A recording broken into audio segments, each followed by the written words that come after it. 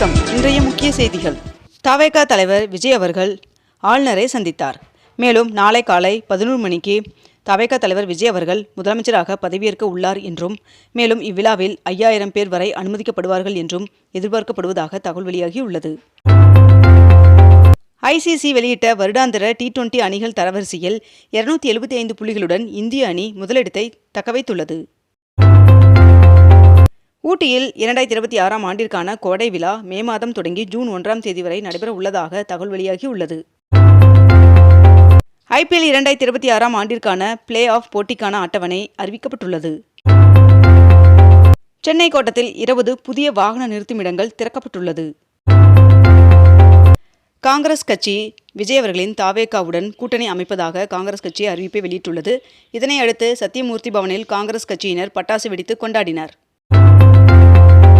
தவேகா அரசில் விஜய் அவர்களின் தலைமையில் உருவாகும் புதிய அமைச்சரவையில் காங்கிரசிற்கு ஒரு அமைச்சர் பதவி வழங்கப்பட உள்ளதாக தகவல் வெளியாகியுள்ளது.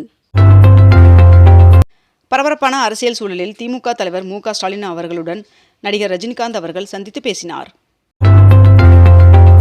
நாளை தவேகா தலைவர் விஜய் அவர்கள் முதலமைச்சராக பதவியேற்க உள்ள நிலையில் சட்டப்பேரவை செயலரை சந்திக்க தலைமை செயலகத்திற்கு செங்கோட்டையன் அவர்கள் சென்றுள்ளார்.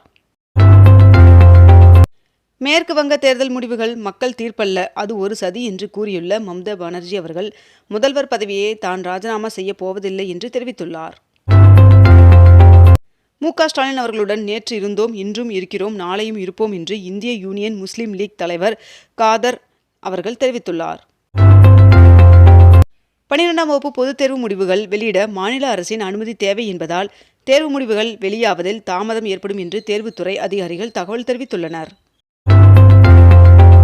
22 கேரட் ஆபண தங்கத்தின் விலை சவரனுக்கு 1840 ரூபாய் அதிகரித்து ஒரு சவரன் 1,12,400 ரூபாயாகவும் 1 கிராம் 14,050 ரூபாய்க்கும் விற்பனை செய்யப்பட்டு வருகிறது. இதனை அடுத்து 1 கிராம் வெள்ளியின் விலை கிராமிற்கு 5 ரூபாய் அதிகரித்து 1 கிராம் வெள்ளி 270 ரூபாய்க்கு விற்பனை செய்யப்பட்டு வருகிறது. தவேகா தலைவர் விஜய் அவர்கள் வருகின்ற மே 7ஆம் தேதி தமிழக முதல்வராக பதவியேற்க திட்டமிட்டுள்ளார் என்று தகவல் வெளியாகியுள்ளது.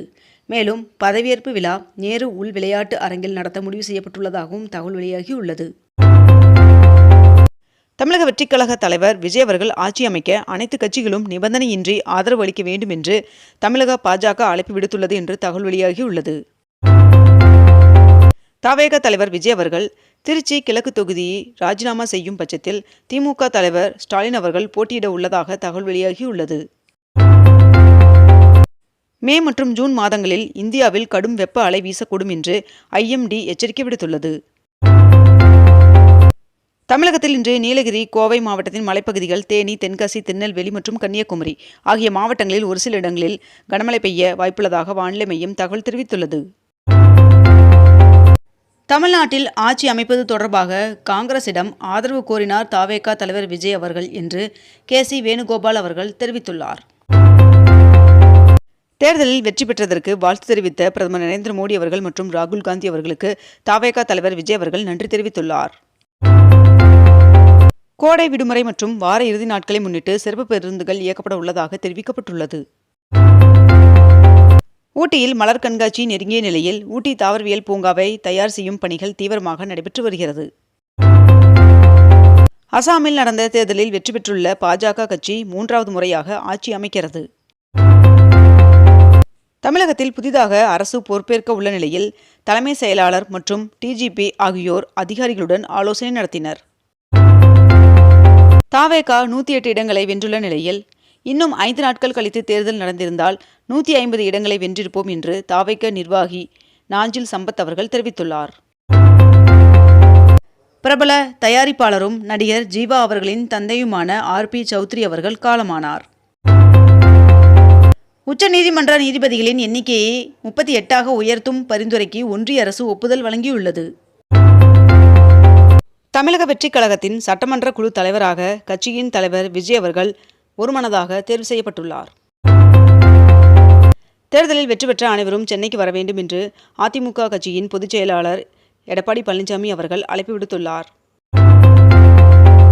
மதச்சார்பற்ற வெற்றி கூட்டணி சார்பாக போட்டியிட்டு வெற்றி பெற்ற அனைத்து வேட்பாளர்களுக்கும் தேசிய முற்போக்கு திராவிட கழகத்தின் சார்பாக மனமார்ந்த வாழ்த்துக்களை தெரிவித்துக் கொள்கிறேன் என்று பிரேமலதா விஜயகாந்த் அவர்கள் தெரிவித்துள்ளார். தம்பி விஜய் அவர்களின் தலைமையிலான தமிழக வெற்றிக் கழகத்தின் புதிய அரசிற்கு என்னுடைய மனமார்ந்த வாழ்த்துக்கள் என்று சீமான் அவர்கள் தெரிவித்துள்ளார். மேற்கு வங்க மாநில சட்டமன்ற தேர்தலில் பாஜக 207 இடங்களை வென்றுள்ளது. இந்நிலையில் மேற்கு வங்க முதல்வர் தேர்வுக்கான மத்திய பார்வையாளராக மத்திய உள்துறை அமைச்சர் அமித்ஷா அவர்கள் நியமிக்கப்பட்டுள்ளார். அசாம் முதல்வரை தேர்வு செய்யும் பாஜகவின் பார்வையாளராக JP நட்டா அவர்கள் நியமனம் செய்யப்பட்டுள்ளார். 108 தொகுதிகளில் வெற்றி பெற்று தனிப்பெரும் கட்சியாக உருவெடுத்துள்ள தமிழக வெற்றிக் கழகத்தின் தலைவர் விஜய் அவர்கள் ஆட்சி அமைக்க அழைப்பு விடுக்குமாறு ஆளுநருக்கு கடிதம் எழுதினார். தேர்தலில் திமுக தோல்வியடைந்த நிலையில் முதலமைச்சர் பதவியை MK ஸ்டாலின் அவர்கள் ராஜினாமா செய்தார். எரிசக்தி விநியோகத்தில் ஏற்பட்டுள்ள உலகளாவிய இடையூறுகளுக்கு மத்தியில் கடந்த ஏப்ரல் மாதத்தில் இந்தியாவில் LPG தேவை 16% சரிந்துள்ளதாக தகவல் வெளியாகியுள்ளது. தவேக தலைவர் விஜய் அவர்களுக்கு ஆந்திர முன்னாள் முதலமைச்சரும் OSR காங்கிரஸ் கட்சியின் தலைவருமான ஜெகன்மோகன் ரெட்டி அவர்கள் தனது வாழ்த்துக்களை தெரிவித்துள்ளார். தமிழக சட்டமன்ற தேர்தலில் தவேக வெற்றி பெற்றுள்ள நிலையில் அக்கட்சியின் தலைவரும் முதலமைச்சர் வேட்பாளருமான விஜய் அவர்கள் தான் போட்டியிட்ட பெரம்பூர் மற்றும் திருச்சி கிழக்கு ஆகிய 2 தொகுதிகளிலும் வெற்றி பெற்றுள்ளார்.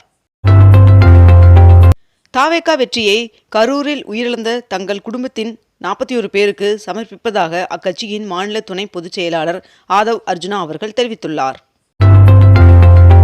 தமிழகத்திலேயே அதிகபட்சமாக மாதாவரம் தொகுதி தவேக வேட்பாளர் விஜய் பிரபு அவர்கள் 94,985 வாக்குகள் வித்தியாசத்தில் வெற்றி பெற்றுள்ளார்.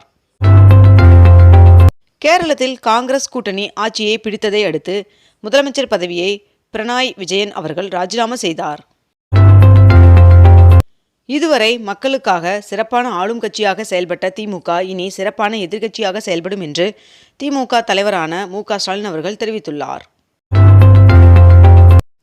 தவேக 34.9% வாக்குகளுடன் வெற்றி பெற்றுள்ளது.